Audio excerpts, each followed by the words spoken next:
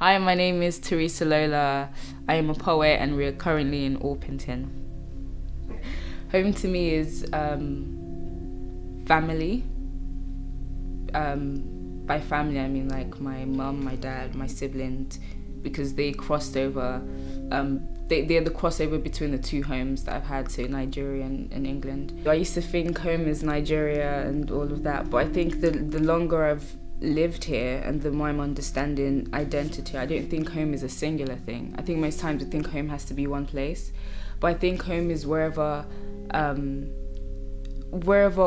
all the major experiences in your life, all those places become home. It's like a collation of all those things. So when I think of home, I think of here, I think of Nigeria, and all those things make home. I don't think of it as a singular thing anymore, because I wouldn't want to return, if that makes sense.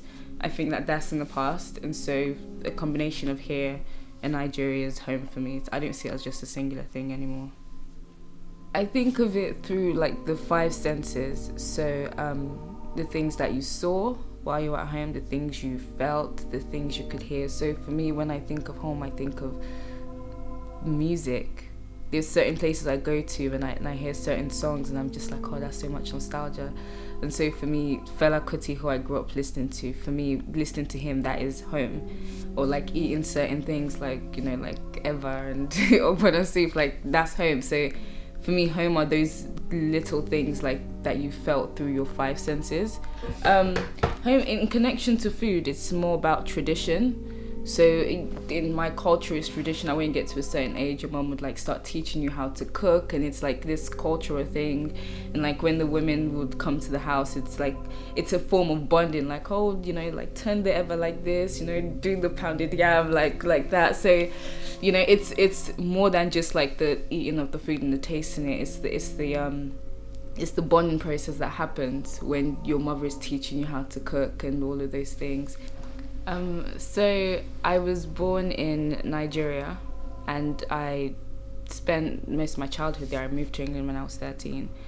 I remember being really excited, like telling all my friends in boarding school, my days I'm moving to England, and like back then it was seen as such a big deal, like, oh, you're about to, everyone just saw here as this better life sort of thing. And it was fun at first, but then the first school I attended just happened to be a racist school. And so I ended up having to move after a year because I experienced bullying and it was horrendous. Because before that, I knew I was black, but I mean, you're in a country where everyone is black and race is not something race is not like a huge topic. Like, oh, do you get what I mean? Like, we're not taught those kind of things in school, and it's just not something I experienced. So here, it was when I started becoming aware of race and all of those things, and that experience wasn't good. But then over time I moved schools, I made new friends, met new people.